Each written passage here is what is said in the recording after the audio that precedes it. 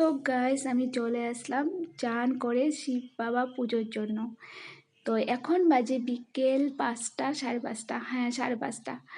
তো দেখো আমি মন্দিরে চলে আসলাম, আর এদিকে বর্মশাই যা যা এনেছে, ফল ফুল মিষ্টি দুধ যা যা লাগে সব নিয়ে আসছে। তো আমি এসব চান করে এসে সব কিছু ধুয়ে রেডি করে নিয়েছি।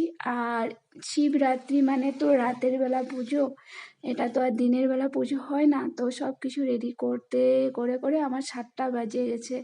তো 7টার সময় আমি বাবাকে জল দিয়েছি, জল দুধ যা যা নিয়ম আছে সব কিছু করেছি 7টার পরে। তো এখান থেকে আমি আবার যাব আর একটা মন্দিরে, আমাদের বাড়ির পাশেই সেই মন্দির। তো আগে আমি ঘরের পুজোটা দিয়ে নিই, তারপর আমি বাইরে মন্দিরে মানে জল দিতে যাই।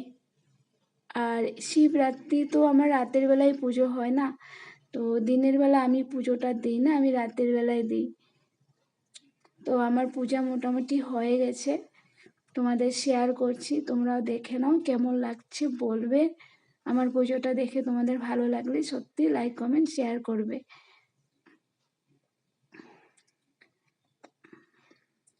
তো আমার বাড়ির পুজো শেষ হতে 8টা বাজে গেছে।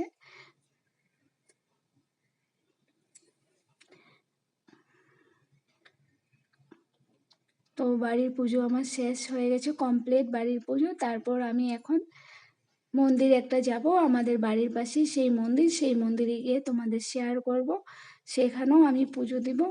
আর সেখান থেকে আস্তে আস্তে আমার অনেক রাত হবে মনে হচ্ছে। তো সবাই ভালো থাকো, সুস্থ থাকো।